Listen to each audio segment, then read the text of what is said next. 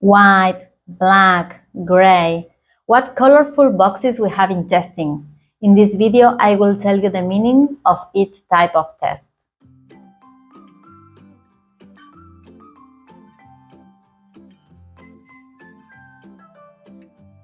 There are many ways to classify tests. One of them is to differentiate them into black box testing, white box testing, and gray box testing. Let's start with black box testing. And think about an opaque box where you don't know what is inside.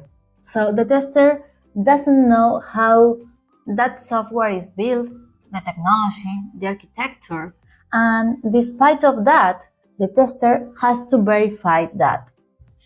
How do we design tests if we don't know the structure of the software?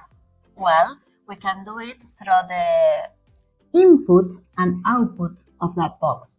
So we will find this in the functional specifications, in the flowchart, use cases, user stories.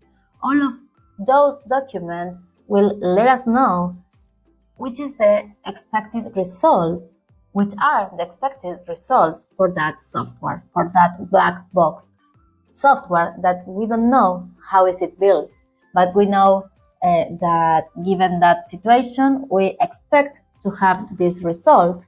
So this is the way that we have. We have to go and look at the specifications, the user stories, the models, the functional specifications, all the information where we can read and where we can understand what the software should do.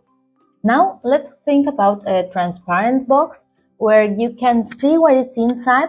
So when you design your test cases, you know the structure, the source code, the database, the control flow, the data flow, the components. So you have a lot of information about how that software is built. And something that is important to consider is that this does not mean that you're going to the source code and you're going to look for defects in the code. No, there is static analysis. That is another thing. We are talking about white box testing. That means going to the source code, going to the components, and start to design the test cases based on that, not to look for defects in the code.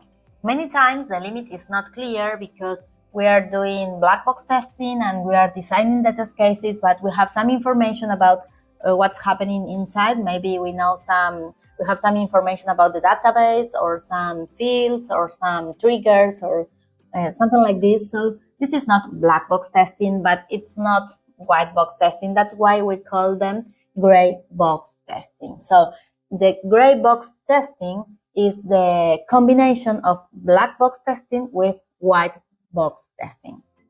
Well, the end of the video is here, so we finish with this. I hope you have enjoyed this. If you did it or if you learned something from this, please click the like button, subscribe to this channel, and see you next time.